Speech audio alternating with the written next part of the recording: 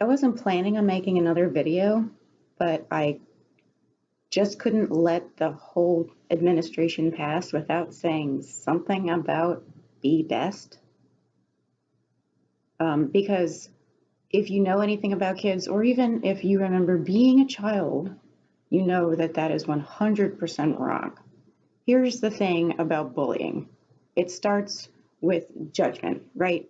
We judge people on a lot of different things, especially when we're young.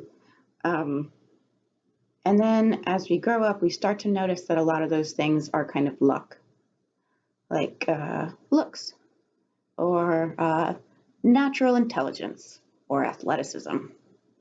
Um, and then we start to notice that other things that aren't luck, like musical taste, fashion choice, aren't actually hurting anyone. And if we're the person laughing at someone for wearing an ugly outfit, we might be what's wrong in that scenario. I forgot to mention that as we get older, the stuff we judge people for becomes a little bit more sophisticated. It becomes things like lifestyle choices, too much sex, not enough, working too hard at work, not working hard enough, spending all your time on weird hobbies like designing and building animatronics for your home, or dressing up like a vampire or a talking peanut for sex, or just for whatever reason. Um, all of these things are what one might call weird, but they're making people happy and they're not hurting anyone. So, that's the problem. And you can sort through all of the different things to judge people for. Almost all of them sort of melt away into people's harmless choices or the luck of the draw. Really, I can only think of two things that don't. The two things that I do judge people for, because they're the two things that I think are worth a damn, and they're compassion and integrity. I think the value of compassion is obvious. People who are compassionate are far, far more valuable to society than people who aren't. But integrity is also important because you need to be able to look at the effects of your actions, and see what's working and what's not, and listen to what people need rather than just assuming that you know. I find that if somebody is doing something I don't approve of, it is always because they are not acting compassionately or with integrity. If you have both of those things, you're going to stay on the right track. And the funny part is side note to Melania Trump.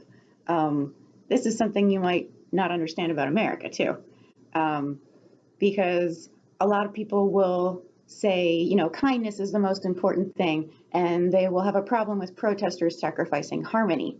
But true kindness also includes justice. It's more than just harmony. It's true equality. It's liberation. And if I'm patriotic in any way at all, it's that. The history of America is the history of one group of people trying to oppress another group of people. But it's also the history of that second group of people rising up and fighting for their rights. So half of that is actually pretty inspirational. So you're free to see yourself and America as a place that embraces people's rights, as long as you're on the side that's fighting for people's rights and not on the side that's trying to deny them. So what this means, my dear Melania, the natural conclusion is that the greatest heroes of our society are not the wealthiest, most beautiful, or the smartest even. They are the kindest and the most trustworthy. The people who have blended compassion and integrity to make true empathy, and who let that empathy move them and guide their actions. And what that means is that there's been some debate about whether Trump is a winner or a loser, and it seems a lot of it has to do with his political successes and his managerial successes and his bank account. I would argue that he's no more or less successful today than he was when he was elected or on any other day. Um, because Donald has always been a failure, and it has nothing to do with his assets or reputation or net worth. It's because if you're not a good person, you're pretty much wasting your time. It's a genuinely unimpressive way to be, and being unkind isn't bad because mean people are all secretly unhappy. They're not, or because they will all get their comeuppance, because they won't. It's because the world would be better off without them.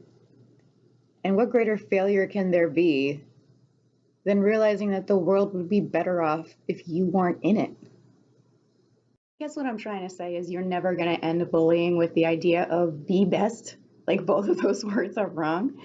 Um, Maybe like do better or do good.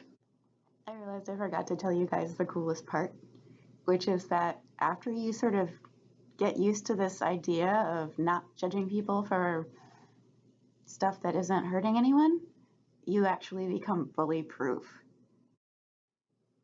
Like when someone tries to make you feel bad for something, like having the wrong musical taste or making a mistake, you just kind of notice them and you realize that it doesn't matter to them who you are. They could be talking to literally anyone. They just wanted to make someone feel bad.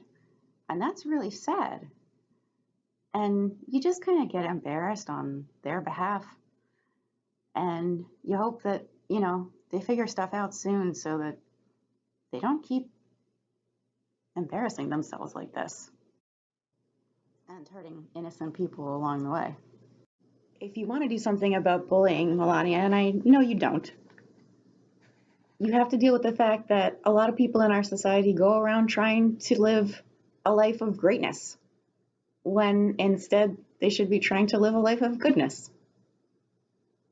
Even those words, great sounds better than good, doesn't it? It's not, though. Good is better. I guess that's what I'd say if I were First Lady. Don't try to be great, try to be good. End bullying by refusing to bully. Thanks.